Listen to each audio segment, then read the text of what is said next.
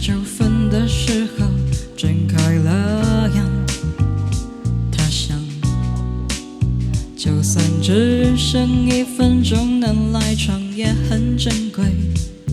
这是他的哲学，艾玛的生活节奏很慢。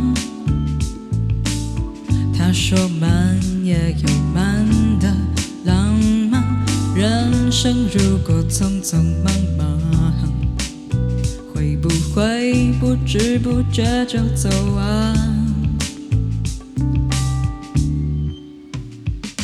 哦，爱吗爱吗爱吗，剩小数吗？他说人生这条路迟到也没什么差，工作不上不下也买不起房，就算一个人流浪也不代表迷惘。哦，爱吗爱吗爱吗，剩小数吗？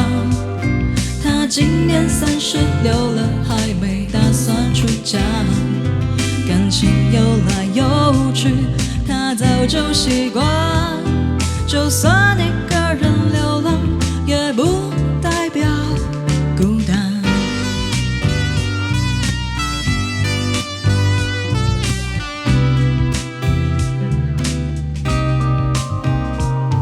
哦，爱吗？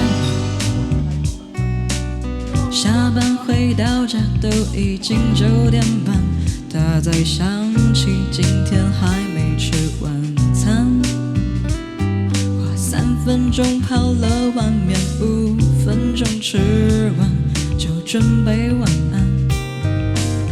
艾玛的生活节奏很慢，但她也曾半夜突然觉得心慌，一觉醒来依旧是活力满满，勇敢的像没受过伤一样。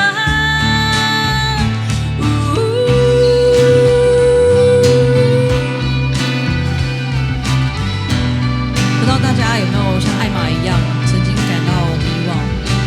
那不要担心，很多人都跟你一样，我们也会陪你们。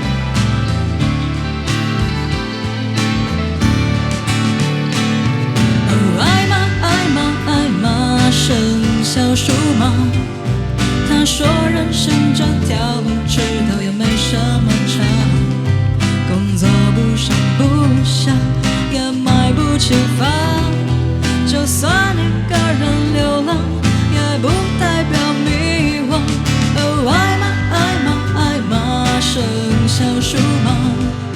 他今年36了，还没打算出嫁，感情游来游去他早就习惯，就算一个人流浪也不代表孤单。